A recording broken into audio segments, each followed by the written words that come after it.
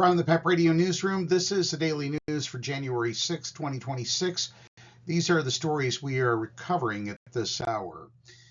White House advisor Stephen Miller refused to rule out the possibility of the United States taking Greenland by force from Denmark when pressed by CNN's Jake Tapper on Monday. Tapper pointed out that on Saturday, Miller's wife, former White House Deputy Press Secretary Katie Miller, posted an image of Greenland overlaid with the American flag writing "soon" in her post on X.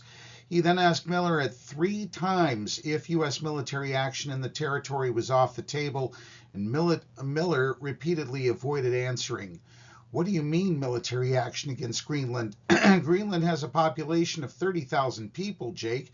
The real question is, by what right does Denmark assert control over Greenland? Miller asked. Trump, Miller said, has been clear for months now that the United States should be the country that has Greenland as part of our overall security apparatus. Conservatives flipped out on social media Monday after the Department of Homeland Security claimed that Hilton hotels and resorts left no room at the inn for federal immigration agents at a location near Minneapolis, Minnesota. In a post to X, DHS accused the chain of launching a coordinated campaign to cancel agents' reservations after they attempted to book rooms using government email addresses and special rates. We have noticed an influx of government reservations made today that have been for DHS, and we are not allowing any ICE or immigration agents to stay at our property per an alleged email that was included as an attached screenshot. The U.S. Immigration and Customs Enforcement account also shared a screenshot of a purported cancellation email on X.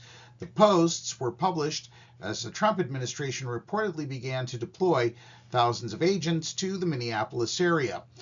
Protests have previously popped up at Hilton properties suspected of housing immigration agents in the area. Everpeak Hospitality, which operates the Minneapolis-area hotel, told multiple media outlets that the actions were inconsistent with our policy of being a welcoming place for all. The price of Hilton shares dropped about 2% in the wake of the Homeland Security post, CNBC reported. Well, MAGA world lost it over the alleged cancellations, with one ex-user declaring that it was time to Bud Light Hilton, a reference to right-wing backlash over the beer brand's partnership with TikToker Dylan Mulvaney. Right-wing influencer Gunter Eagleman wrote, "You all effed up," before similarly calling for a boycott. In other posts to X, American Papa Bear stated that the chain just made the biggest mistake they ever could, while at the Bird Words claimed to have canceled their Hilton Honors card as a result. Leaders of the Corporation for Public Broadcasting, a private agency that has steered federal funding to PBS, NPR, and hundreds of public television and radio stations across the country, voted Monday to dissolve the organization that was created in 1967. The Corporation for Public Broadcasting has been winding down since Congress acted last summer to defund its operations at the encouragement of President Donald Trump. Its board of directors chose Monday to shutter CPB completely instead of keeping it in existence as a shell.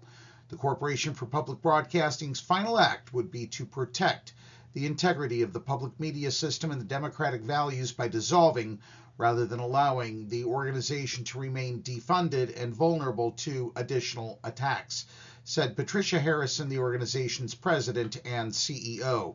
Many Republicans have long accused public broadcasting, particularly its news programming, of being biased toward liberals, but it wasn't until the second Trump administration, with full GOP control of Congress, that those criticisms were turned into action. Turning to Pennsylvania news, Pennsylvania Governor Josh Shapiro has been dealing with one big thing that sets him apart from other potential 2028 Democratic presidential candidates: a divided state legislature and all the tricky political compromises that come with it. Shapiro frequently talks up his handling of this split, particularly in recent weeks after navigating a budget impasse that lasted more than 4 months. After signing the budget in November, Shapiro said a divided legislature requires all of us to compromise, have tough conversations, and ultimately find common ground. Last month, speaking at the Pennsylvania Society, an annual gathering in New York of the state's political and business elite, the governor promoted his understanding of the power of partnership and collaboration and of finding common ground. That's the Pennsylvania way, he said, per prepared remarks, noting that the state is one of just 3 in the country with the legislative chambers controlled by different parties. In Pennsylvania, to get stuff done, we work together. And even in this era of extraordinary political polarization, we are showing that we can do just that.